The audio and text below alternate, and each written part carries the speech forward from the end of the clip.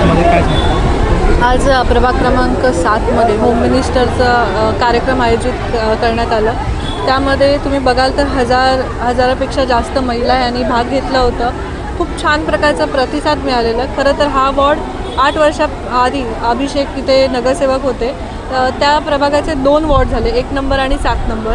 त्यामुळे आम्ही इथे निवडणूक नाही लढता आलं. 1 नंबरमध्ये निवडणूक लढली आणि हा प्रभाग वेगळा झाला. त्यामुळे अभिषेक छोटे मोठे कार्यक्रम घ्यायचे, पण अभिषेक गेल्यानंतर प्रथमच मी हा इथे कार्यक्रम घेतला आणि महिलांचा प्रचंड प्रतिसाद मिळाला आणि उत्सुकता त्यांची दिसून आली.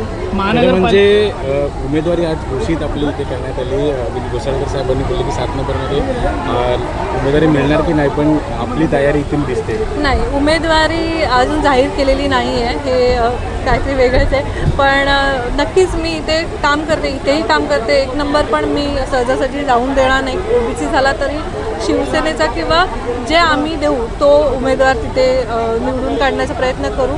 त्याचप्रमाणे 8 नंबरमध्ये पण मी तयारी करते आणि 6 नंबर पण आमचा आहे वॉर्ड. तर मी दहिसर विधानसभा प्रमुख असल्यामुळे मी सगळीकडे कार्यक्रम घेते आणि ह्याच्या पुढेही वेगवेगळ्या प्रभागामध्ये कार्यक्रम घेतले जाते. खरं तर तुम्ही 1 नंबरमधून तयारी केली होती, वर्षभर मेहनत देखील तिथे केलं होतं. मात्र ज्या दिवशी ते वॉर्ड डिक्लेअर झाला ओबीसीचं झाल्यानंतर तुम्ही निवडणूक लढणार नाही अशी देखील घोषणा केली होती.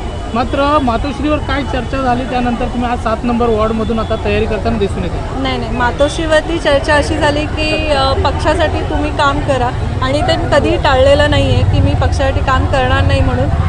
जेव्हा मातोश्रीवरती बोललेले त्याच्या आधी हा प्रोग्राम मी आयोजित केलेला, म्हणजे तेव्हा अनाऊन्स केलेलं की मला हा प्रोग्राम घ्यायचा आहे.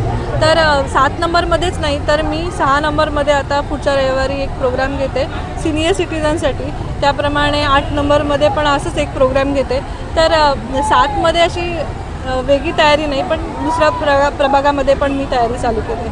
काय सांगाल, इच्छुक उमेदवार म्हणून जर तुम्हाला दिलं तर कशी तयारी असणार? मी अजून विचार केला नाही आहे. त्या मेसेजमध्ये मी असं सांगितलं आहे की मी पक्षासाठी काम करेन, पण कुठून तिकीट लढवणं ते अजून विचार. मात्र जे ठाकरे गटातून शिंदे गटात गेले तर शिंदे गटातून आता परत ठाकरे गटात आलेले आहेत सुनील राऊत, त्यांना तुम्ही आणलेलं आहे, कशा तयारी करण्यात आली त्याबद्दल? ते तर आमचे संदीप राऊत आहेत, पहिल्यापासून घरचे संबंध आहेत. त्या पक्षामध्ये गेल्यानंतरही आमचे संबंध तेच होते.